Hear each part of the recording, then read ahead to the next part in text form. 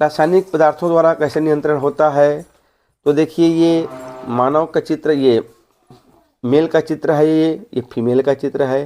तो देखिए बेटा, ये पीयूष ग्रंथि होती है कहाँ पर, मस्तिष्क के पास। मस्तिष्क के आधार में कौन सी ग्रंथि होती है, पीयूष ग्रंथि कहते हैं। इसी पीयूष ग्रंथि को मास्टर ग्रंथि कहते हैं। अगला गले के पास पैराथायराइड ग्रंथि होती है, वहीं पर थायराइड ग्रंथि होती है। फिर ये एड्रिनल ग्रंथि है, अधिवृक्क ग्रंथि कहते हैं, और ये अग्नाशय ग्रंथि है। तो इतना सारे हमको पढ़ना है अभी, पीयूष, पैराथायराइड, थायराइड, एड्रिनल और अग्नाशय। तो अब देखते हैं रासायनिक पदार्थों द्वारा समन्वय ये कैसे होता है। रासायनिक पदार्थों द्वारा समन्वय हमारे शरीर में अंतःस्रावी ग्रंथियां होती हैं, जिनसे अलग अलग प्रकार के रसायन निकलती हैं, जिन्हें हम हार्मोन्स कहते हैं। हार्मोन्स क्या होती हैं? हार्मोन्स हमारे शरीर में विभिन्न क्रियाओं पर नियंत्रण करते हैं, जैसे हमारे शरीर की वृद्धि पर, हमारे शरीर के विकास पर। ये जो ग्रंथि होती हैं, अंतःस्रावी ग्रंथि होती हैं, ये बिना नली के काम करती हैं, अतः इन्हें नलिका विहीन ग्रंथि कहते हैं। इनमें जो हार्मोन्स होता है ये रक्त के साथ अंगों तक पहुंचता है। तो अंतःस्रावी ग्रंथियाँ क्या होती हैं? अलग अलग प्रकार के हार्मोन्स निकलती हैं, जिस पर विभिन्न क्रियाओं का नियंत्रण करती हैं, जैसे हमारी वृद्धि पर, विकास पर। ये बिना नलिका के काम करती हैं, मतलब शरीर के अंदर इनके कोई नली नहीं होती है। इन्हें हम नलिका विहीन ग्रंथि कहते हैं। इनमें हार्मोन्स रक्त के साथ अंगों तक पहुंचता है। अब देखते हैं कौन कौन सी अंतःस्रावी ग्रंथियां होती हैं। तो इसका कोड है पीपा, थाए, अग, अंडा, वृषण। तो सबसे है पहला पी से पीयूष ग्रंथि, मस्तिष्क के आधार के पास होती है। इसका उपनाम होता है मास्टर ग्रंथि। इसका उपनाम होता है मास्टर ग्रंथि। बहुत महत्वपूर्ण ग्रंथि है यह ग्रंथि। सबसे पहला चीज़, अन्य ग्रंथियों को हार्मोन्स निकालने के लिए प्रेरित करता है। जो पीयूष ग्रंथि होता है यह तो इस हार्मोन स्वयं निकालता ही है, साथ साथ अन्य ग्रंथियों को भी यह कहता है कि आप इस क्रिया के लिए यह हार्मोन्स निकालो। तो इसे हम मास्टर ग्रंथि कहते हैं। अब देखते हैं पीयूष ग्रंथि से कौन सा हार्मोन्स निकलता है। तो इससे हार्मोन्स निकलता है वृद्धि हार्मोन्स, ग्रोथ हार्मोन्स। इससे वृद्धि हार्मोन्स निकलता है। किस ग्रंथि से? पीयूष ग्रंथि से। कहाँ पर रहता है? मस्तिष्क के आधार के पास रहता है। इसका आकार कैसा होता है? तो मटर के दाने के समान इसका आकार होता है। अगर किसी शरीर में वृद्धि हार्मोन्स की अधिकता हो जाए तो लंबाई उसकी अत्यधिक बढ़ जाती है। यदि इसकी कमी हो जाए तो व्यक्ति क्या हो जाता है? बौनापन हो जाता है। ये होता है पीयूष ग्रंथि। इसे मास्टर ग्रंथि कहते हैं। मटर के दाने के समान रचना होती है, वृद्धि हार्मोन्स निकलता है, इसकी अधिकता में लंबाई बढ़ना और इसकी कमी में बौनापन। अब है थायराइड ग्रंथि, गले में होता है।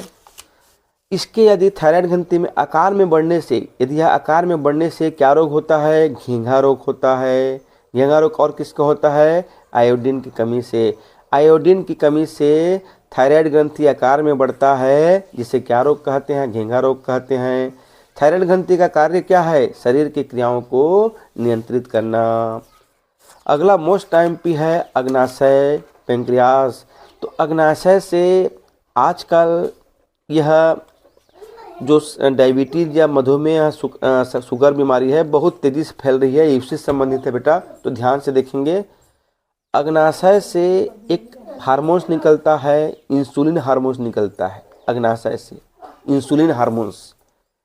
अगर किसी व्यक्ति के शरीर में इसकी कमी हो जाए, अग्नाशय में इसकी कमी हो जाए, तो उस व्यक्ति को मधुमेह, शक्कर या डायबिटीज़ की बीमारी हो जाती है। ध्यान से सुनिएगा आप। यदि किसी व्यक्ति के शरीर में अग्नाशय में इंसुलिन हार्मोन्स नहीं निकलता है या कम निकलता है, तो उसे मधुमेह, शक्कर की बीमारी या डायबिटीज़ हो जाएगा। इंसुलिन करता क्या है? तो यह रक्त में, हमारे ब्लड में ग्लूकोज की मात्रा, शक्कर की मात्रा, शर्करा की मात्रा को नियंत्रित करता है। इसलिए आप देखे होंगे जिस व्यक्ति के में शुगर ज़्यादा हो जाता है तो उसके नाभि के आसपास इंसुलिन दिया जाता है। उसकी मात्रा के अनुसार से उसकी इंसुलिन दिया जाता है। तो अग्नाशय से कौन सा हार्मोन्स, इंसुलिन हार्मोन्स निकलता है। इसकी कमी से मधुमेह, शक्कर बीमारी या डायबिटीज बीमारी रक्त में शर्करा की मात्रा को नियंत्रित करता है। अगला है वृषण और अंडाशय। तो वृषण में बना हार्मोन्स किसके लिए उत्तरदायी होता है। वृषण मतलब ये मानव के मेल की बात कर रहा है, पुरुष की बात कर रहा है। तो हार्मोन्स दाढ़ी मूंछ शरीर पर बालों का उगना, आवाज़ का भारी होना और पेशियों का विकास। अंडाशय में जो हार्मोन्स बनता है इससे क्या होता है, नारी सुलभ लक्षण का विकास होता है। अब देखते हैं कहाँ से क्या हार्मोन्स निकलता है।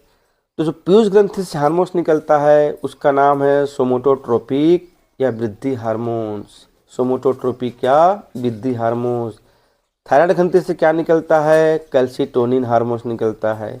अग्नाशय से क्या निकलता है, इंसुलिन निकलता है। इसी कमी से शक्कर बीमारी होता है।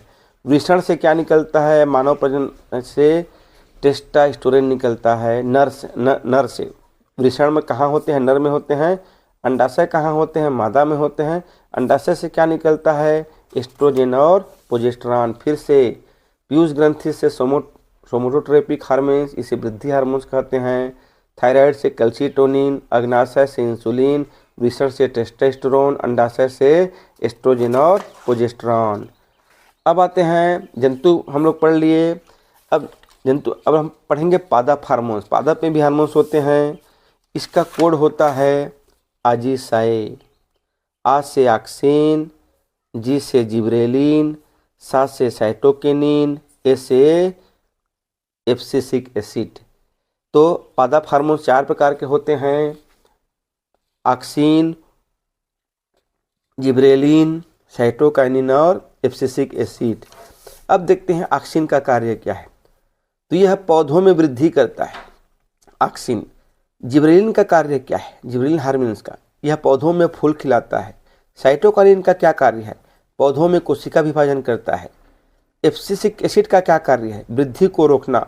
अगर पौधा पूर्ण वृद्धि प्राप्त कर लेती है उसके बाद ये हार्मोन उसकी वृद्धि को रोकती है।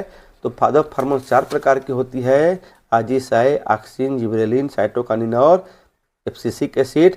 ऑक्सिन पौधों में वृद्धि करता है, जिब्रेलिन फूल खिलाती है, साइटोकाइनिन कोशिका विभाजन करती है और एब्सिसिक एसिड वृद्धि को रोकती है। आइए अब यहाँ पे देखते हैं, मानव मस्तिष्क में 29 हड्डी होती है। सबसे छोटी हड्डी कान की हड्डी स्टेप्स कहते हैं। सबसे कठोर भाग दांत के ऊपर भाग एनामेल कहते हैं। यह हमारे शरीर का सबसे कठोर भाग है। हाथ में सबसे ज़्यादा 64 हड्डी होती है। जांघ की हड्डी फीमर कहते हैं, सबसे बड़ी हड्डी होती है। जांघ की हड्डी सबसे मजबूत हड्डी होती है। रीढ़ की हड्डी सबसे कमज़ोर हड्डी होती है और नाक की हड्डी सबसे कमज़ोर हड्डी होती है। ठीक है, तो फिर सभी को धन्यवाद, थैंक यू।